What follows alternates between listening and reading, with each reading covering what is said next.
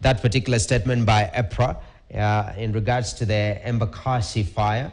And what does Epra say? So, of course, they noted it is an LPG explosion. They condoled with those who are hurt. But let's move to the key incidents that they have brought on board onto the next one. Thank you very much.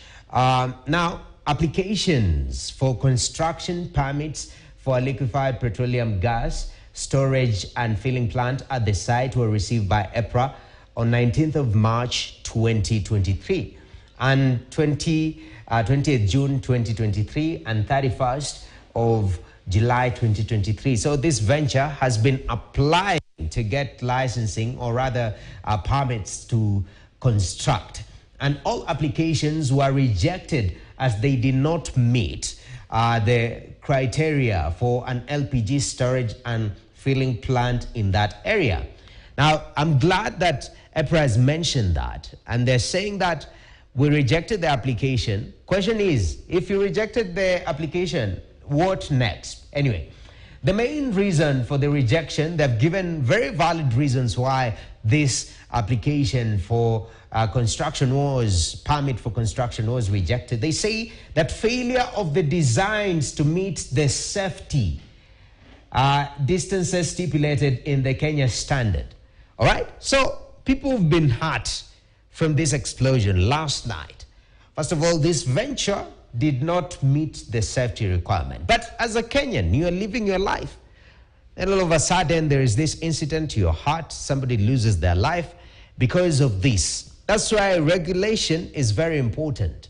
Anyway, they say they didn't meet the standards, first of all, safety standards. So Epra noted that the high population and density around the proposed site and the applicant was requested to submit a qualitative risk assessment, QRA, clearly indicating that the radiation blast profiles in the unfortunate case of an explosion like the one that has happened yesterday. So the regulator actually, they sort of simulate in case of such a situation. That's why the location of these places is very important, these businesses. They say, okay, in case such a situation happens, this will be the radiation of the blast. Now, let's move to the next statement, or rather the next point. Now, the blast profile are simulated by the use of computer software, and they say that the software indicates the effects of the typical blast in terms of the heat radiation and the tremor vibration, and are useful in the reviewing of the safety of the surrounding area. So that's essentially why it's important. Let's look at what Epra did about this particular situation. Did Epra do anything? Now, the applicant never provided the requested QRA, okay?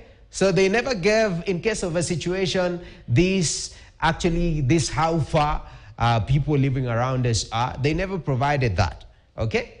That is as noted by Epra. Now, email correspondences providing reasons for the rejection were sent to the applicant. So Epra did their work properly, and they said, we've sent the mail.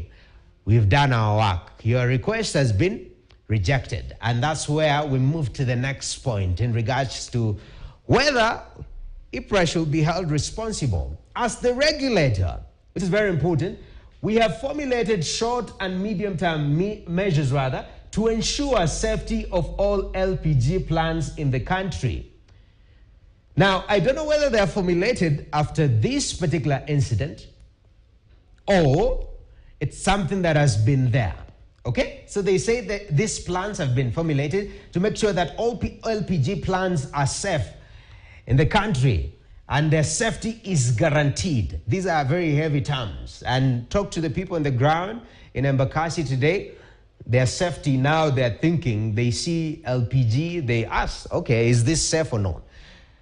The work of the regulator. Now, this is through actions such as undertakings detailed technical audits of all licensed LPG plants in the country with the objective of ensuring high safety integrity status in terms of the health, safety, security, and the environment. They've even given it an acronym, and we love acronyms. Question is, after rejecting the application of this particular request, secondly, the QRA, the blast, looking at the impact, the distances, the data that you're supposed to get as Epra was not sent.